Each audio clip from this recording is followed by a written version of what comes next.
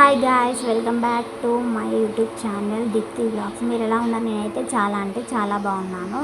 నేను ఈరోజు చేసుకునేది ఏంటంటే సర్వపిండి తెలంగాణ స్టైల్లో ఎలా చేస్తారో నేను చూపిస్తాను. ఫస్ట్ పెద్ద బేషన్ తీసుకొని అందులో బియ్యపిండి జీలకర్ర వేసేసుకోవాలి. ఫస్ట్ నెక్స్ట్ శనగపప్పు వేసుకోవాలి. వేసుకోవాలనుకున్న వాళ్ళు పల్లీలు, వెల్లుల్లి, కారం బదులు పచ్చిమిరపకాయల తొక్కి కూడా వేసేసుకోవచ్చు. నేనైతే కారం వేసేసుకున్నాను.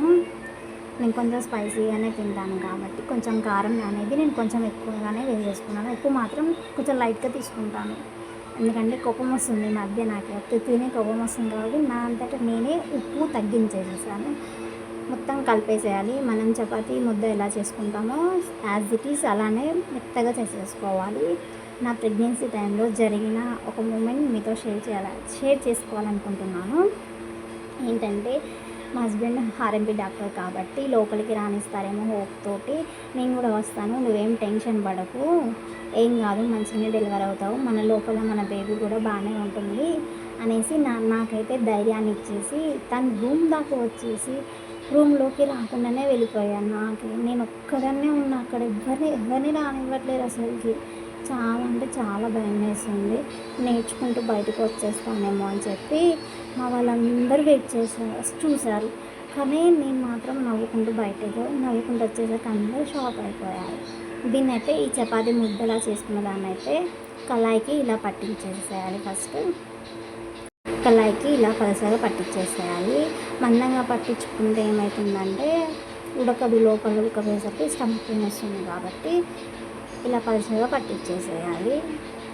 మా చిన్నోడు అయితే పుట్టినప్పుడు తెల్లగా ఉన్నాడు, ఇప్పుడైతే కొంచెం బ్లాక్ అయిపోయాడు ఎండలో తిరిగి. మా చిన్నోడు కొంచెం నల్లయ్యాడు, ఫుడ్ కూడా తినడం లేదు అసలు సరిగ్గా. దీనికి ఇట్లా హోల్స్ పెట్టేసేయాలి. తర్వాత సి సెక్షన్ అయిపోయిన తర్వాత చూడండి అసలుకి ఎలా వచ్చాయండి పెయిన్స్, నా వల్ల కాలేదు అసలుకి. అప్పుడు నవ్వుకుంటూ వచ్చాను, తర్వాత నుంచి చుక్కలు కనిపించాయి. ఇక్కడ నా పనిలో నేను అంటే మా చిన్నోడు పోయి గిన్నెలు మొత్తం చదివేస్తున్నాడు మా మమ్మీతో ఆ గిన్నెలు మొత్తం కింద తీసి పడేసేయాలి. ఫస్ట్ అయితే దీన్ని ఇలా పొయ్యి మీద పెట్టేసి హైలో పెట్టేసేయాలి. ఒక 10-15 నిమిషాల వరకు హైలో పెట్టాలి. తర్వాత సిమ్లో పెట్టేసేయాలి. తిప్పుకున్న తర్వాత మనం సిమ్లో అనేది పెట్టేసేయాలి. ఇలాగ గోల్డెన్ బ్రౌన్ వచ్చే వరకు పొయ్యి ఇట్లా హైలో ఉంచాలి. దాని తర్వాత సిమ్లో పెట్టేసేయాలి. అప్పుడు లోపల కూడా మంచిగా ఉడుకుతుంది.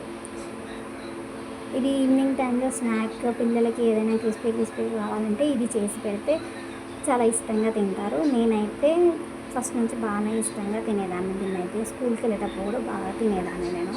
ఈవినింగ్ రాగానే మా మమ్మీ ఎక్కువ చేసి పెట్టేది. ఇది చాలా అంటే చాలా క్రిస్పీగా ఉంది. ఈసారి కొంచెం చిల్లీ పౌడర్ ఎక్కువగానే పడ్డది. క్రిస్పీగా ఉంది అసలు. చాలా అంటే చాలా టేస్ట్గా ఉంది. మన ఛానల్ ఫస్ట్ టైం చూసినట్లయితే సబ్స్క్రైబ్ చేసుకోండి. బాయ్.